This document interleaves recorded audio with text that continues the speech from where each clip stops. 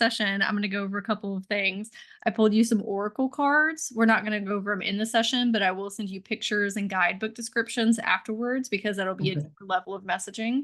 And then I asked each one of your chakras what kind of crystals would help with your healing and growth. And I built you a crystal grid, which I'll send you pictures of as well. And then I will get the replay to you either this evening or tomorrow whenever it gets done processing. Does that sound okay? Okay, sure. Perfect. Okay. So for the notes that you left me here, I see we have purpose, career, ways to become an intuitive healer, skills I can work on, challenges I might be facing, or any kind of blockages that might be in my way. All The right. best way to reconnect with my soul and remember who I am. Does that sound correct? Yeah, Okay. that's it. Great. So tell me a little bit about what's going on with your energy healing abilities thus far. If you're Uh, already practicing on other people or you want to start. I kind of want to start. I've done it a few times. I've taken a Reiki class and done it with my wife, Christina, whose name is showing here. Okay. And she's spoken with you before, and she seemed to get a lot out of it. Oh, your wife is Christina Fields. Yeah, Okay, yeah, yes, my wife is okay. Christina. Right. Okay, perfect. Okay. Yeah. So with that, I just want to say take it to the next level, but make sure I'm kind of on the right glide path as far as any information from the guides goes. And one other thing that came up recently was possible light language. We Mm, had done ayahuasca down in Rhythmia in Costa Rica this past February. And after one of the ceremonies, I just kept blurting stuff out while I was hmm. trying to go to sleep in bed and, finger shaking and yelling in strange language. But to me at the time, I was just like, oh, messed up.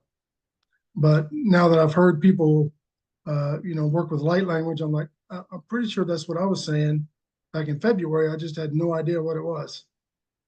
Beautiful. Okay. And you said that you are practicing Reiki. Is that what you said?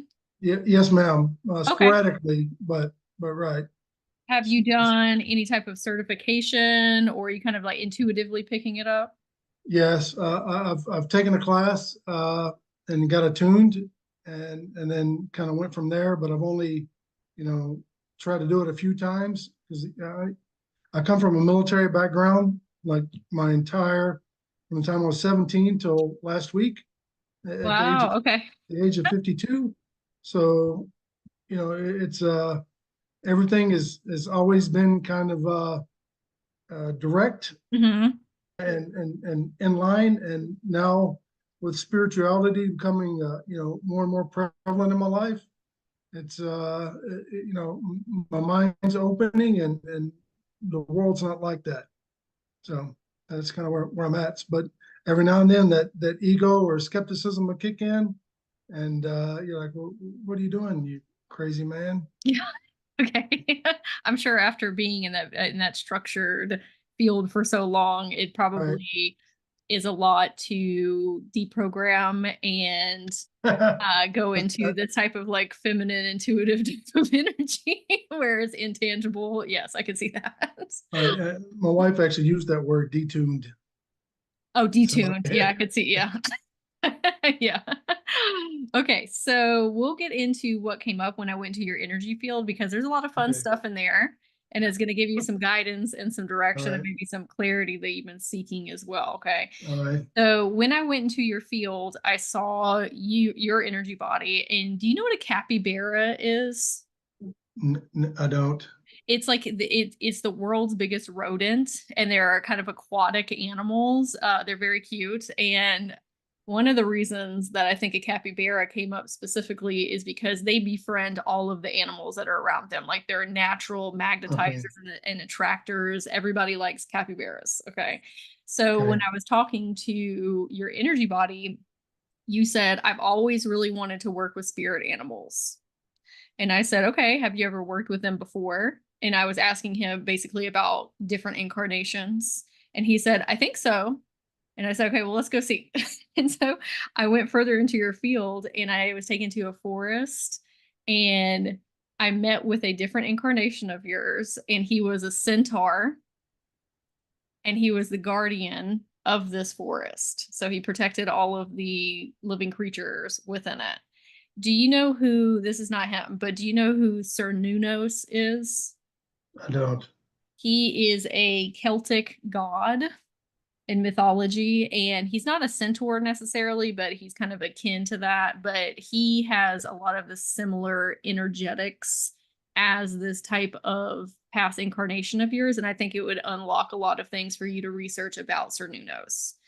Okay. This centaur version is not necessarily Celtic, but it will give you those downloads from your higher self to research about Sir Nunos. Okay. Roger.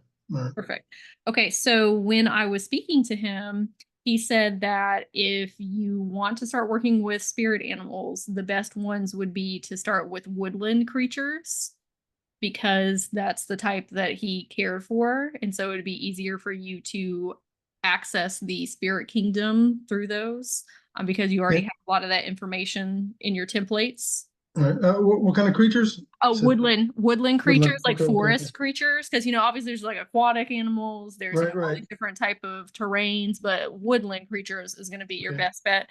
So you can go on YouTube and type in whatever type of animal that you want to start with and guided meditation, and there's hundreds of different of types, or you can Google them and read about them if you're not a YouTube person. Very much I am. Okay. But you can find some guided meditations, but you don't have to necessarily do the guided meditations. You can also Google about a rabbit spirit animal and just learn what type of energy that consciousness carries and the messages that they have and start kind of building a Rolodex of different type of spirit animals that you can work with. Okay. So then he told me he needs to go through a shamanic invocation, which I think that's probably already started from your ayahuasca trip that you went on. And so, invocation. Oh, go ahead. Yeah. So it's kind of weird you just said that because I was talking to a buddy of mine when I told him I quit my job, and he goes, "What are you going to do?" I go, "I don't know." I said, "Eventually, I'd probably like to go to Peru for a few months and do a deep dive into shamanism." Uh-huh. I know that sounds crazy, but it's just and off the top of my head at the time. That was a week or two ago. Oh, it was just a week or two ago. Okay. It's Right. funny how sometimes these things will start downloading in right before I meet with somebody. And then this is your confirmation of like, yes, that was you're right on the money there. So shamanic invocation is going into self and figuring out where you have shamanic ties. Where are these lineages coming from? If there are any. Now, there are people who have never had any type of connections with shamanism and they're learning for the first time in this incarnation, right? And then they need to go study wherever they want to go study with whatever lineage. But there are some of us who already have this information encoded within us because we had different incarnations who participated in shamanic tribes, right? So that's you. And so we're going to get into that.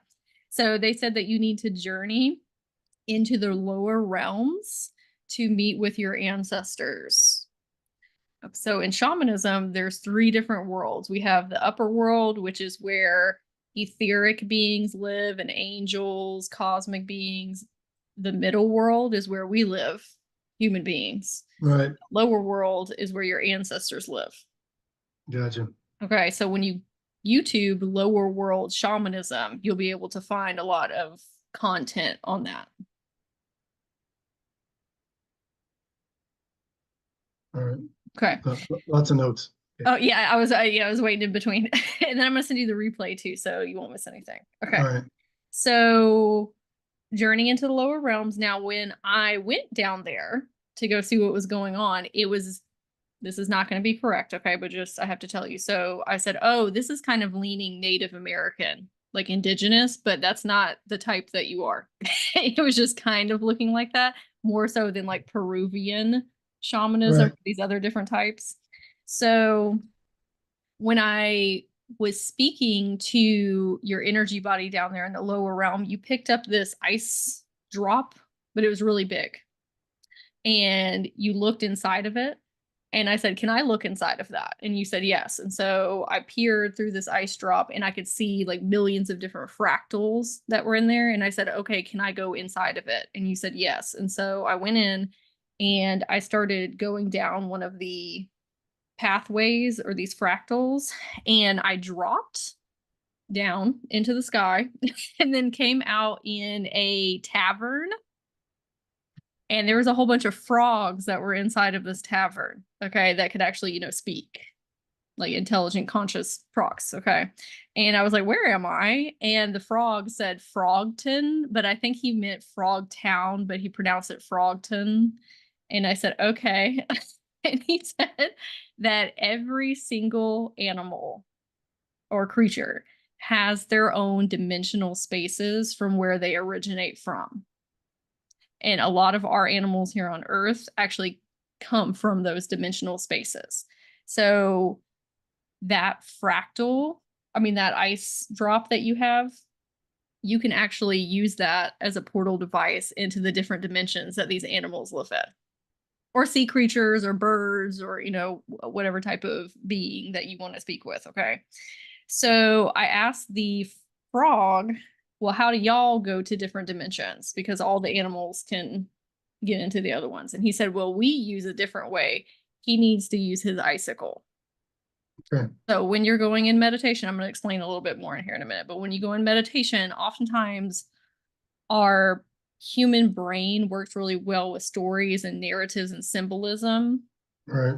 So you can envision this ice drop that you're holding, looking in at all the fractals and finding which pathway that you need to go down to connect with whatever animal that you're trying to connect with, because there will become a point where you're able to go into those dimensions and speak with those animals in real time, like the collective consciousness of them, just like kind of you would be on Earth and you would have access to all these different humans. Same thing there, but you could talk to them like you and I are talking to one another right now. Okay. So then I went to speak with your energy body, and I went back down into the lower realm, and you have Inuit shamanic lineages. So these are the indigenous people who are from Alaska specifically. Okay. That is where the icicle or the ice drop came from in the first place, because your ancestors down there told me that every shamanism that is from that specific tribe uses that as a form of etheric travel. That's why I said, I think this is Native American. It was just not from the main part of America. The lower 48. Yeah, I Yeah. got you. Yes. So Inuit. Okay. So I was asking them what you need to focus on in order to unlock this in its totality. And before I get into that, this is just one of your gifts. Okay. We can Right. have multiple. So don't get pigeonholed in just shamanism is it, because you can do Right. light language and Reiki and all these different things. Okay. I understand. So they said he carries a lot of grief in his heart and of what life was. So what does that mean to you when you hear that? I'm not exactly sure, other than I just, basically quit my job this past week, unless that has something to do with it, of what life was. Yeah, maybe I can't think of anything else, but I'm sure there's maybe something childhood related, or I don't know. Yeah. Okay. So that can be in regards to grief with people. It can be grief of how we have spent our life or where we had invested time and energy, mistakes Yeah, that we feel like we have made. It can be wrongs that we have done to other people. There's multitudes of reasons for grief. I think when people think of grief, they think of people who have passed on to the other side, which that might be the right. case too, but it encompasses a lot more than just people passing on. No, I get it. That makes a lot more sense, actually. I have a lot of time away from family, like years at a time, Mm-hmm. and a lot of time in combat zones and everything else. So I get it. Yeah, there's Makes just it it's some heaviness that's surrounding our heart chakra. So right. that is probably some, I don't like to call it homework, but a discovery assignment for you of figuring out where the Yeah, roots of that grief are, because it does sound like there's a multitude of them. And the reason that they want you to start looking at this is because it has to do with your shamanic abilities. So we're going to get into Okay. that. Okay. When I was asking them about that, they said that part of your shamanic gifts is to be able to help people relieve themselves of their past, enjoy being in the present, because that's where all of creation begins. So they're saying, hey, if you have all of these energetic cords that you are looking back at, all of these ties and all of these things, then you're just going to keep regurgitating that into your future. Right. Right. So they said the best thing for you to do now to help you in these areas is learning about grief, resentments, regret, and how all of those affect your body.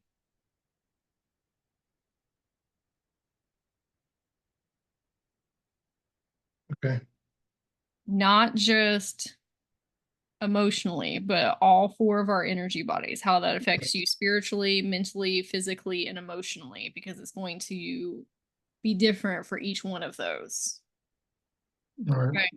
So, a great way for you to be able to help others with this is shamans heal within themselves whatever they go heal other people with. You have to heal that within yourself first. And obviously, you don't have to be full healed in totality because we're always continuing to work on things at deeper levels. Right. But that's why they're saying, hey, focus on all of those things that you're carrying with you, because then we will know how to heal it in another. Okay. Okay. So working with your inner children and your past versions from different incarnations, because they will also have versions of them that are carrying grief. Because eventually, if you heal your inner children and then you learn how to do that with your different incarnations, then you'll be able to do that with other people's inner children and their incarnations. And that's where a lot of the roots of these things are coming from in the first place. Either they are from here just in this incarnation, or they're rolling over from multitudes of incarnations. Right. Yes. Okay. So your ancestors said that what you were helping people do is have a clean slate, start fresh, reinvent themselves, decide who they want to be in the here and now, and embody that. You're helping them drop the heavy bags that they're carrying with them so that they can have a different future. Okay. Okay. So oftentimes when people are holding these, they have sentences that they'll say, like, I can't do this because of back here, right? Or I Yeah. was raised this way, so I can't do this because of that, right? So it's reaching back there to the past to predict your future. The light language that they were saying that you were speaking was Inuit light language. That's what was coming through. Okay. It was them getting you ready and prepped to hear this and to connect with them. Okay. Yes. What questions do you have about this so far? A lot to take in. Nothing, you know. Um, I mean, I don't know what questions I might have right now. It's just, you know, a whole lot to take in and resonate with. I got a question from the audience here. Okay. Oh, so a lot of times when I meditate, I'll see like a big eyeball, just like I'm always kind of gliding over something when I meditate. I can actually see stuff, you know, where I know a lot of people just see shapes or colors, but I can sometimes see stuff in detail, but I always seem to like pass over like a big eyeball. Is there any significance to that at Interesting. all? Okay, yeah, let me ask your higher self really quick.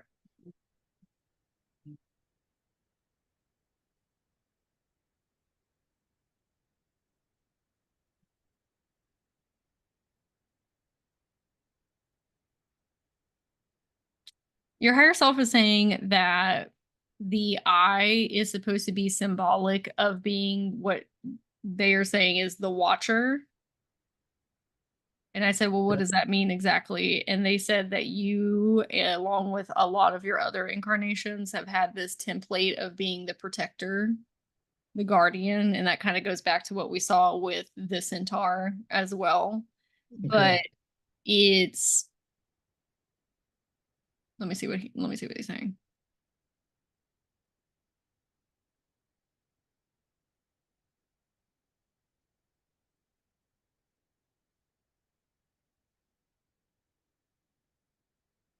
Okay, so that is a positive thing to be a protector and a guardian. However, your higher self is also saying that oftentimes you take on too much responsibility and you have a lot of burdens because of that. And it's like self-imposed burdens of having to be on 24/7, if that makes sense. Hypervigilance, if you will. Yeah, I've been traveling in the Middle East for 15 years now. I just got back last week before last, and I'm like, I'm done. I'm Yeah. out. I'm Yeah. it's a young man's game, and I'm old.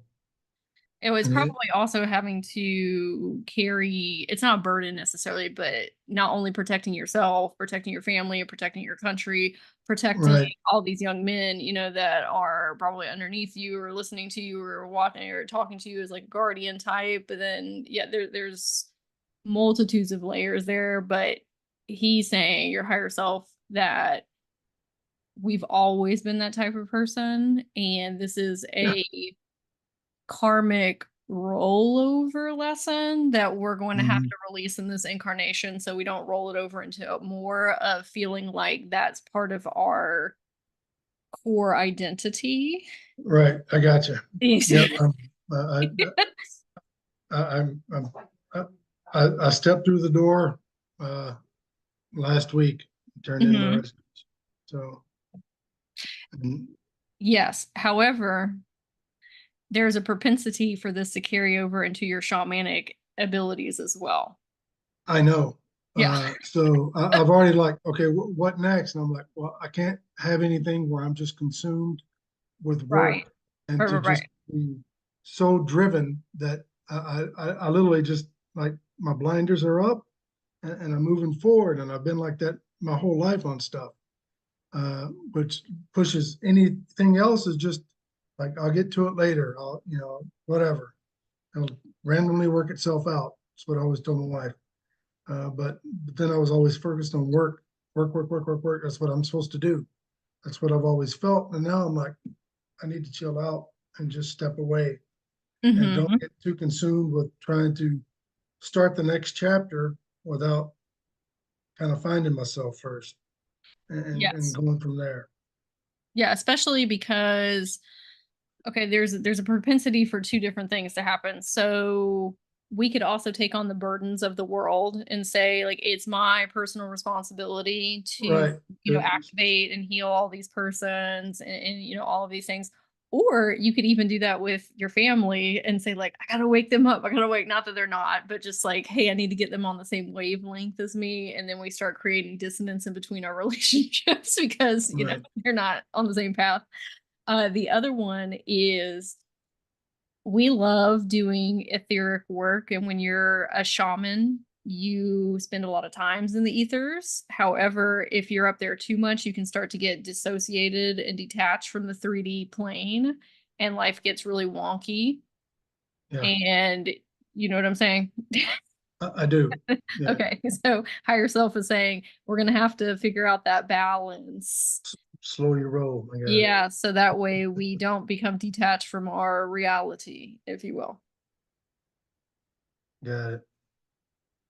I think it would probably be beneficial for you to go into meditation and speak to that I, because it's a conglomeration of trauma wounds and different incarnations and probably things that happened to you while you were in the military and inner childs, but also just that generalized archetype of the Okay. watcher and helping it realize that you don't need that intensity.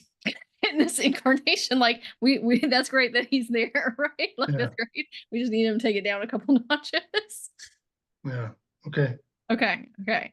So what questions do you have about being an intuitive healer within the frames of shamanism? And also, before you answer that, your higher self wants you to know too that Inuit shamanism is not something that you're going to learn about in a type of training on this plane. Okay, that is something that you're going to have to go into the lower worlds and speak with your ancestors about, because Gotcha. there is not really a whole lot of information on that in the first place. Right. Research as much as you can, Right. but that's going to be intuitive. And when people get into shamanism specifically, there can be some differing opinions about practicing shamanism when you haven't been trained under a specific shaman. So Yep. that is a journey that I had to go on myself, and it created a lot of anxiety and a lot of self-doubt.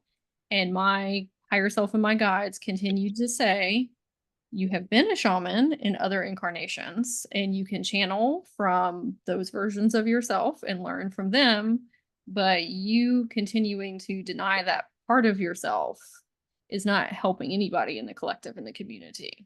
Right. Right. So that's a permission slip you need to give yourself. Yeah. I understand that completely. So. Great. Okay. Now your higher self said, hey, if you want to go learn Peruvian shamanism or whatever type of other shamanism you want, that's great. That's just another tool in your bag. Right. It's going to be different than Inuit shamanism, obviously, or Native American shamanism, or, any different type, but No, and that's all I knew about was the South American stuff from basically the ayahuasca trips, and I'm like, yeah, that kind of resonated with me. The medicine man, so to speak. Yeah.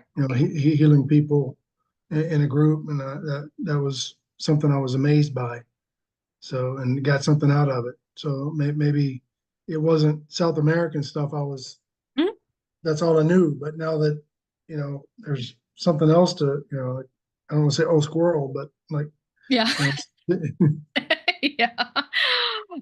So let me see what he was saying really quick, because he wanted to say something about that. Okay, so there is a gentleman, and I'm going to send you his information. His name's Alberto Villadovo, and he's a okay. Peruvian shaman and a psychologist, and he has a lot of information about just shamanism in general, not just Peruvian. He would be a great person for you to watch and Okay. to listen to. So I'll send you his.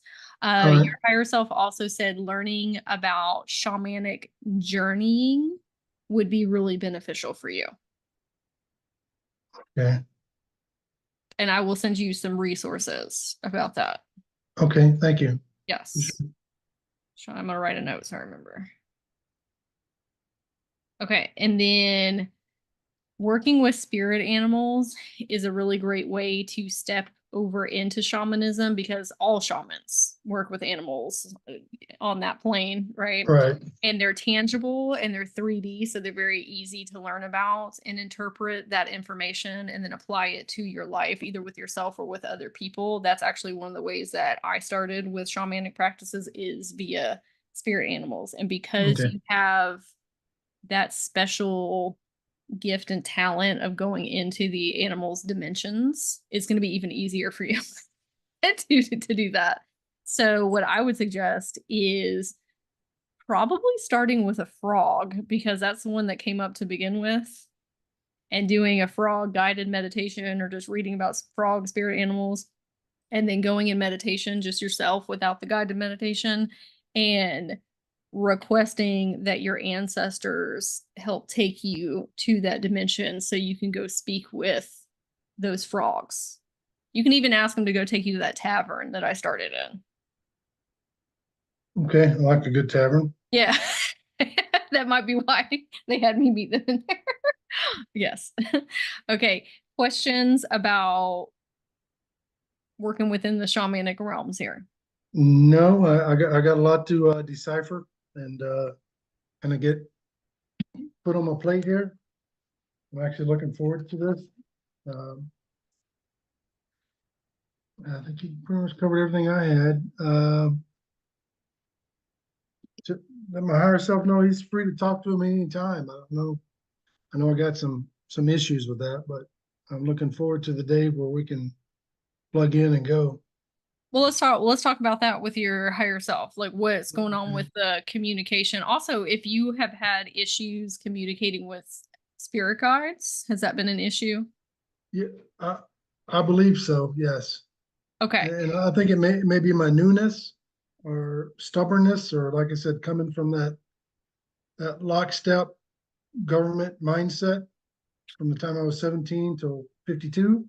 Yes. Okay. So Let me stop you right there. Right, what you were saying is an example of how those ancestors were saying we need to let all of this back here go and start on a clean slate and not let that overlay onto our current reality, even though that's real. That happened and it did create, like filter lenses and things like that. yep. The more that we reiterate that narrative, the stronger that grips in and sets in. So Okay. we need to do some type of probably ceremony with that past version of you that was a younger, the one that just got out in all of those years before that, and say, hey, it's time that we close those chapters and all of the energetic cords that are attached to them because we're Okay. about to step into this new life together and we can't take that baggage with us. Now, if it's really amazing, beautiful things that you remember about those times, like that's great to think about those. That's absolutely fine. They're saying more so that narrative of I'm somebody that was so incredibly heavily programmed and cut off from my intuition and all of those different things, you're going to make it as difficult as you say it's going to be. Okay. If that makes sense. Yep. Tell it to piss off. Okay. Yeah, so we can just say, hey, I yes, don't that need you. happened, but for right now, I am a clear, open channel to my spirit guides, my higher self, into shamanism. This is a clean slate. Like we're starting fresh. I'm open to my intuition. Like those are the Right. things that we need to be speaking. However, we also don't want to discount that past version of you's experiences. Right. No, yeah, absolutely. I get If that. there is, when you're going through this grieving process with him, there are going to be times where he needs to talk to you about things that have happened from the past. And what we don't want to say is, we're done with that, ignore it. Okay. What we want to say is more from a place of, I'm in my new life, I'm in my new chapters, I am the shaman, I am the medicine man. How can Hmm. I help you through what you went through? We're really pulling away from that being part of our energy field or part of our consciousness anymore. Those we're looking at him as a conglomeration of these chapters of your life, and we're stepping up as a higher self, the medicine man, the shaman, to help that version of you in that different reality. Okay. If that makes sense. It, it, yes, complete Okay. sense, actually. Good. Yeah. Perfect. And then your inner children will have some things that they need to work through with the grieving process as well. So we always need Yeah, to of tell them, like, course. hey, I hear you, I see you, I validate you. Let's talk about it. Let me help you heal through it. But that's not me right now. I'm in a Right. different reality, right? So all of that talk that we're saying, like, well, I can't because of blank, blank, blank, because of all these things in the military or all this stuff. Mm. That's not our narrative now. We've already shifted into the medicine man and the shaman. Like that we just made that shift. Okay. Yes. Okay, so with the grief that is coming up, where do you think that is heaviest in your life from him? I don't know. The only thing that pops into my head is grief wise is leaving my job. You know, making family wise will be okay, money wise will be okay. We'll make it work. Mhm. But I guess grief might be looking back, or the fact that I spent so much time away from home. That's probably a big part of it as well. and same as maybe my childhood too. Okay. Are you okay talking about this? Because if we talk Yeah, about it, it'll I can give talk about you anything. some better direction of what to Mhm. look on your own. And you'll feel so much better being able to work with him to let go of those things to help you move Right. forward, right? Okay. So time away from family. Mhm. Okay, that is a grief of what could have been, right? Okay. Right. So are we also even when we have things that we don't really prefer or like in life, when it's such a big person part of our core identity and personality, like Mhm. I'm in the military, Yeah. right? That can be a grieving process as well of letting go of that version of us of Yeah. Oh, I'm like sure there's a lot to it. A lot of moving parts there. There was. hmm Uh, it's I'm okay with being gone, but it's been a couple days. It feels like 20 years.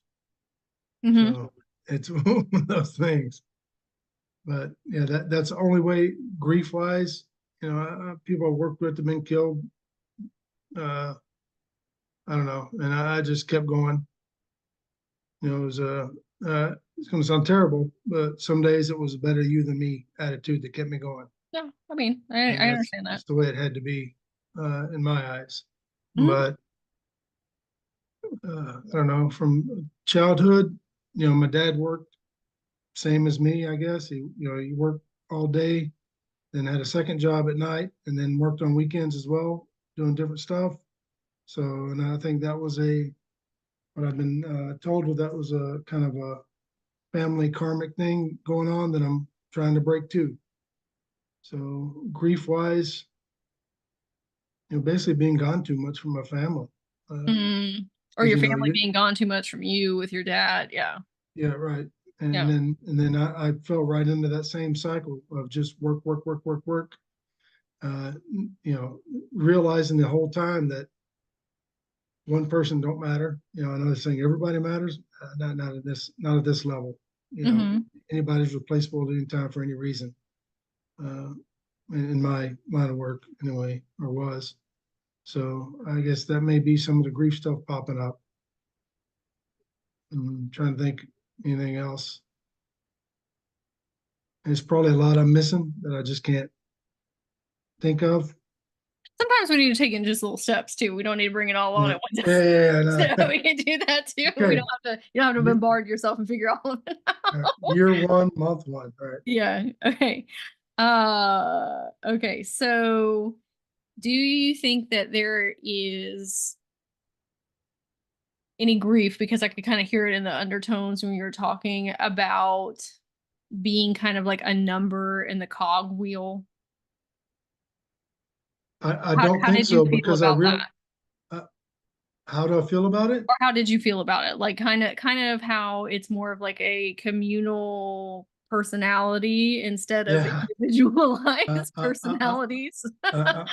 Honestly, it's just the way it was. I mean, it's the way it is in the government. You're just, it's going to sound terrible, but where I work, say there's a thousand people, and they could do the job of 300. hmm And so you're like, just a lot of bureaucracy and people that don't want to get the job done because if they get the job done, they may have to do something else. I went through a lot of that. And I'm more of a let's do everything we can to get this done and get on to the next thing. hmm And that's not the agenda for most people out there. Yeah. Yeah. Okay, let me see what your higher self is saying here because he has another question.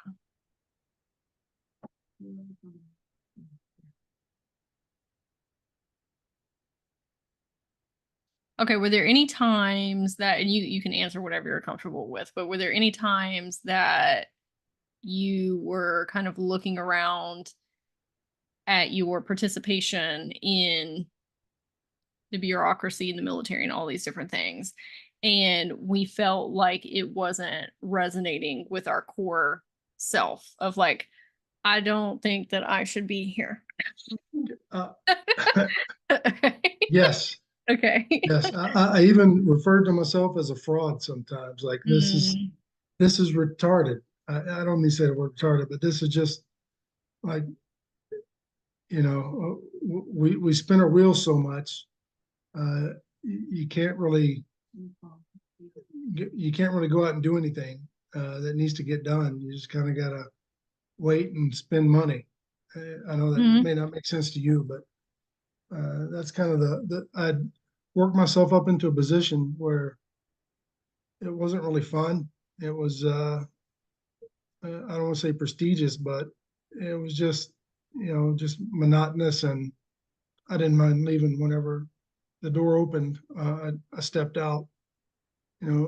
Christina was telling me, my wife, a long time ago, when it comes time to retire, you're going to be able to retire. I'm like, I'm going to walk in, throw my crap down on my desk, turn around and walk out. You're like, yes, I am. Yeah. Okay, And, yeah. but the opportunity in the last few weeks came up as soon as I got back to Kuwait. I'd been, in and out of, just like what I do, what I do, what I do. And then when I got to the Middle East, I'm like, yeah, it's not right. I don't need to come here anymore.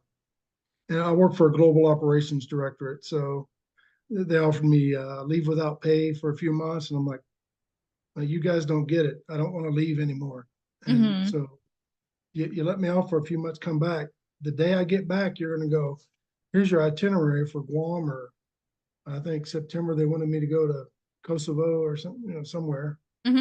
And then Romania is getting big for us uh, for obvious reasons. So, but okay, I'm sorry, You're I'm totally rambling fine. on. You're not rambling on. What's coming up is stuff from that version of yourself of needing Hmm. to vent all of that out and like Okay, tell somebody and yeah. be heard and understood because you probably didn't get a whole lot of that when you were in the military. No, no. Okay. And I was actually working for the Army. I was an Army civilian with the Corps of Engineers. So I was Army for 14 years, and I was a defense contractor for a few years.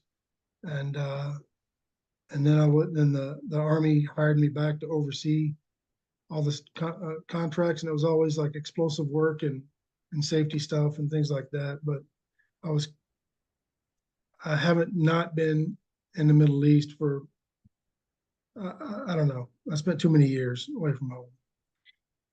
do you ever feel like there is resentment towards self for not getting out earlier or sooner, or we don't have to get into the specifics, but things that you have done in the military, just when you kind of look back, were there ever feelings of that towards yourself? Yeah, it's one of those things where you look back, like, especially now that I'm gone, I'm like, I should have quit years ago. But I think I'm on a good path now. So there was no like, in 2014, I converted to being a Catholic, but that only because that religion has kind of a military structure to it. Oh, that's Um, interesting. I hadn't thought of it that way before, but yeah, okay. Yeah. yeah, so it made, it kind of resonated more than others, but then I don't really see eye to eye with almost anything they talk about. So Hmm. I haven't been in a while. And now that the spirituality stuff is coming to the front, I'm like, this all makes sense now. Yeah. Yeah. You probably need more freedom and liberation and self exploration and all of those Right. things outside of like structure. We don't need structures anymore. Okay. Right.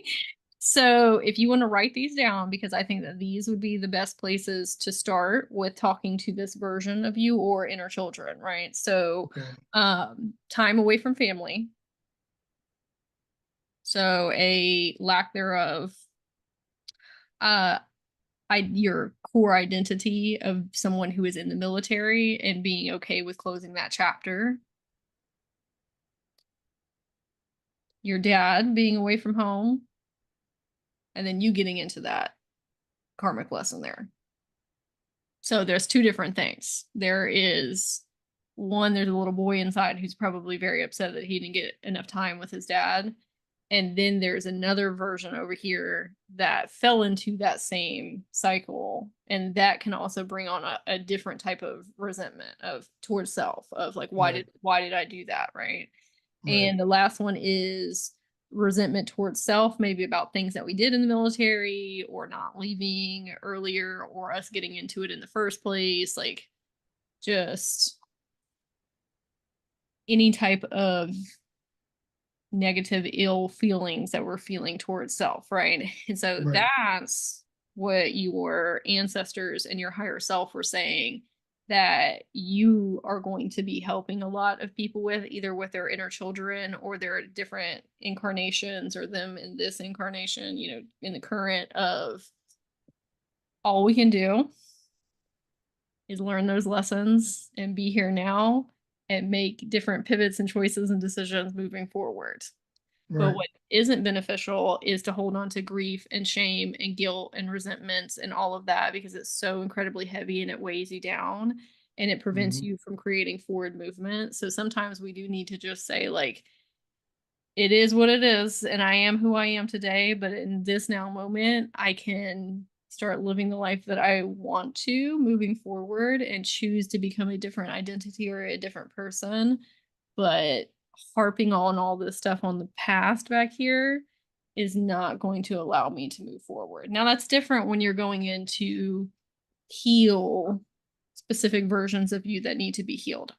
Your higher self and your ancestors more talking about rumination. Like we're not actually going in to heal them. We're just pulling and Right. ruminating Right. and catastrophizing and all those different things. It's different when you are actually going in to speak with your inner child about that or going in to speak with that identity of yours in the past that needs to let those things go. Okay. Does that make sense? It does completely. Yes. Okay. So, how confident do you feel in having conversations with that past version of you or your inner child? Because I can give you some tips if Uh, you need I'll, some. I'll, I'll take any push in the right direction you wanna fork out. Sure. Um, I mean, I don't know what I don't know yet right now, and I'm still trying to absorb like a sponge.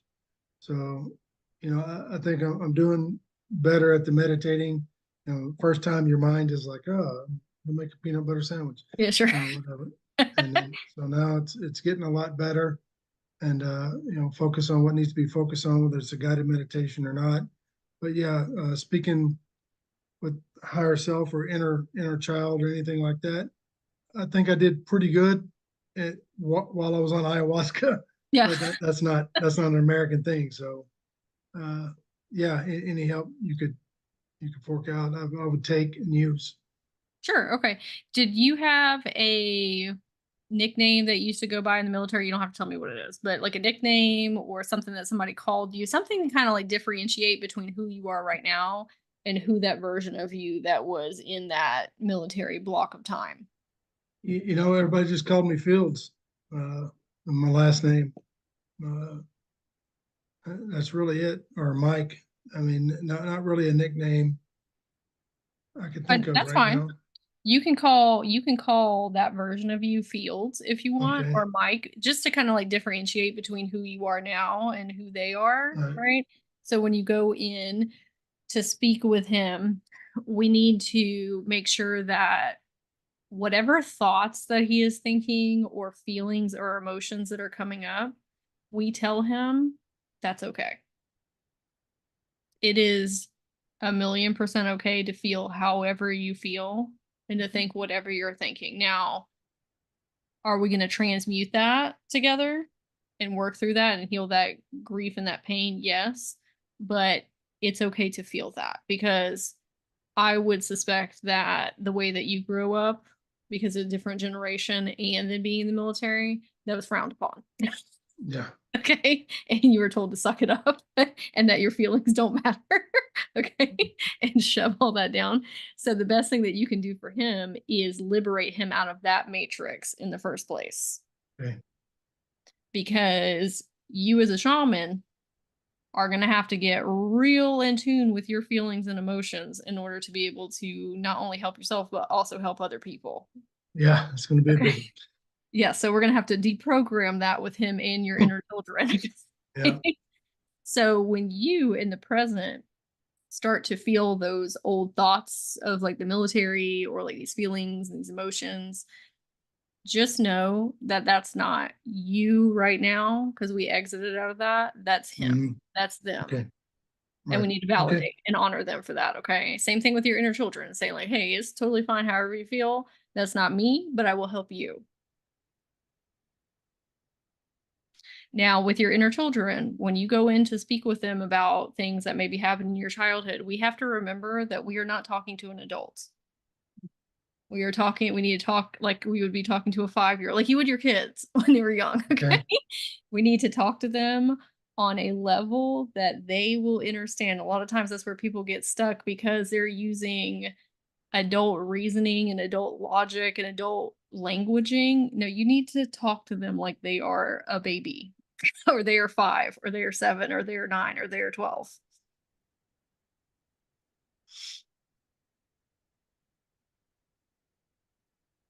Right. Okay. Questions about either of those? No, no.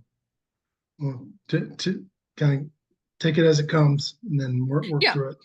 You Right. take it one day at a time. Yes. Right. Um, how are you at processing your emotions in your body? Like what happens when you have like a big sensation come up, whether that's anger or sadness or feelings of loss or grief or anger? Like what actually physically happens in your body? Do you try and compartmentalize it and shove it down? Do you go into fight or flight?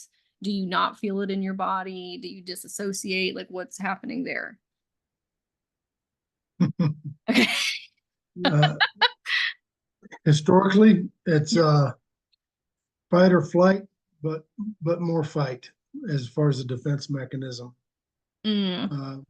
Uh, Lately, I had someone. My dad passed away last year, and a medium had said, your dad said this Mm-hmm. that I was talking to, and I probably cried for like 2 days.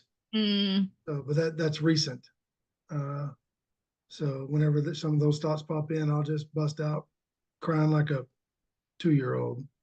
Yeah. But for the last 30 years, 25 years, it's just been, like you said earlier, you've just suck it up, drive on, get the job done. But now in the last, I would say in the last couple of months, there's been a lot more emotions and feelings and retrospection going on.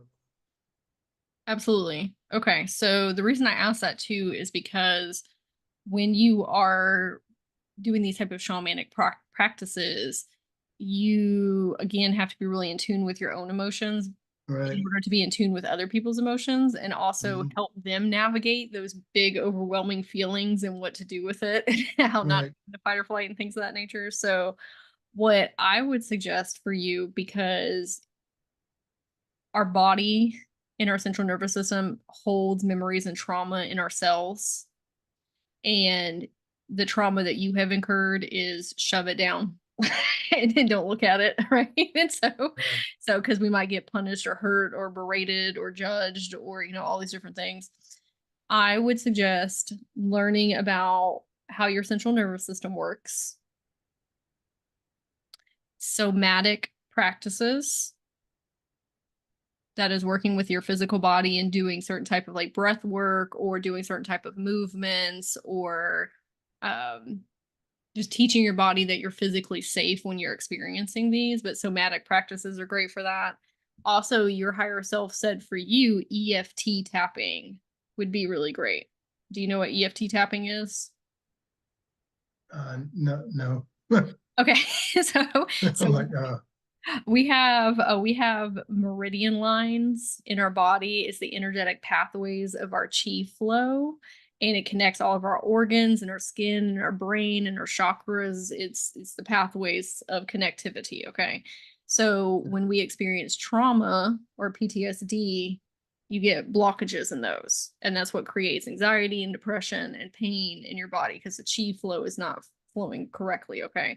So Okay. there are hundreds of different points on your body that you can touch or tap to unlock those pathways. Eastern medicine do that through acupuncture. That's one, or acupressure, where you're not actually using the needles.